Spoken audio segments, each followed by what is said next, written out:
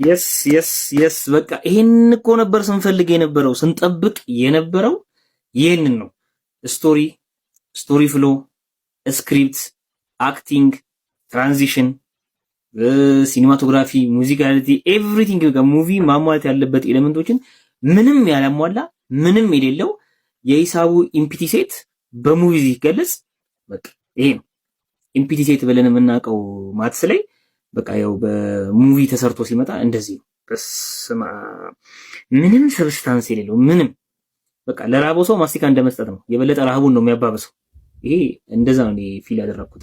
ሰው የስክሪፕቱን ሳይጻፍለት ዳይሬክት ሳይደረገ ምንም ሳይደረግም የሆድን አውራ ቢባል እንኳን በዚህ ሌቭል እንደዚህ ፍሩሽካ የሆነ አውትፑት ይወጣል ብዬ አላስብም። አንዳንዴ ምንድን ነው የምታወራው የምንለው ሰው የለም እሱ ራሱ ከዚህ ይሻላል። በቃ እንደዚህ እኔ እንጃ እኔ ያው ኑሮ ነው ኑሯቸው ለመደጎም የፊልም ጸሐፊዎቹ ፕሮዲዩስ የሚያደርጉ ሰዎች ናቸው ጥፋተኛ። የአክተር ህይወት እንዳይቀየር የሚያደርጉት እንደዚህ አይነት ሙቪዎችን ፕሮዲዩስ የሚያደርጉ ናቸው። ምክንያቱም እንደዚህ አይነት ነገር ፕሮዲዩስ ሲደረግ ተመልካችም አይም ማየትም አይፈልግም። ከዛ ልታይ ሲል ደግሞ አክተሮቹ ድህነት ሊወድቃሉ። ከዛ በኋላ ደግሞ የሚከተለውን ይታወቃል።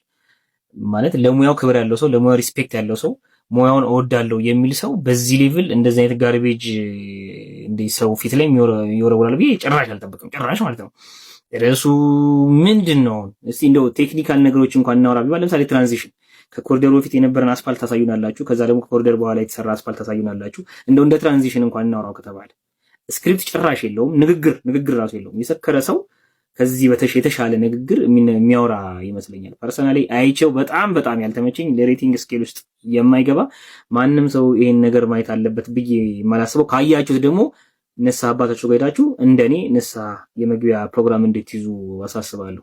ይሄ ፊልም ኧረ በስመ አብ በዚህ ሰዓት በፊልም እጦት ለሚሰቃይ የፊልም ተመልካች ሲደብረው፣ ሲደክመው፣ ዝናብ ሲመጣ ሲሞቀው፣ ለማረፍ ሲፈልግ እንደው ልደበር ዛሬ የሆነ ነገር ልርሳ ብሎ ዩቲዩብ ላይ ፊልም ሰርች አድርጎ ጋሬጅ ቤጅ አውትፑት እያገኘ ላለ ሰው እንደላም ውስጣችን ያስቀመጥነውን እያወጣን ማመንጀግ ሲያስፈልገን ከምናመነጅጋቸው ፊልሞች በአይናችን ከምናመነጅጋቸው ፊልሞች መካከል አንደኛው ይሄ ሙቪ ነው። ኧረ በስመ አብ ይሄ ሙቪ ይዞት የተነሳው ስቶሪ በጣም ሲምፕል የሆነ ከብዙ ሰው ጋር ሪሌት ሊያደርግ የሚችል እንደዚህ አይነት ታሪክ ጎረቤታችን የተፈጠረ እስኪመስልን ድረስ ይሄን ፊልም ይሄን ታሪክ እናውቀዋለን የሚል ስሜት ተሰምቶን እንድናይ የሚያደርግ ስቶሪ ፍሎ እየተጠቀመ የነበረው ለእንደዚህ አይነት የሚገርም ስቶሪና ስቶሪ ፍሎ የተጻፈው ስክሪፕት ለጆሮ በጣም ኮንፈርት የሚሰጥ ካንጋሮፎም ልንለው የምንችል አይነት ስክሪፕቱ ወደ ዲያሎግ ተቀይሮ በአክቲንግ የቀረበበት መንገድ እኔ ሙሉ ዓለም ማይ ፌቨራይት አክትረስ ነች እኔ በአማርኛ ፊልም እና የሷ ናቹራል ኤቭሪ አክተሮች እዚህ ሙቪ የተሳተፉ አክተሮች የተሰሩበት የአክቲንግ መንገድ በጣም ናቹራል ከመሆኑ የተነሳ ብሊቨብል ሆኖ እንዳልኩት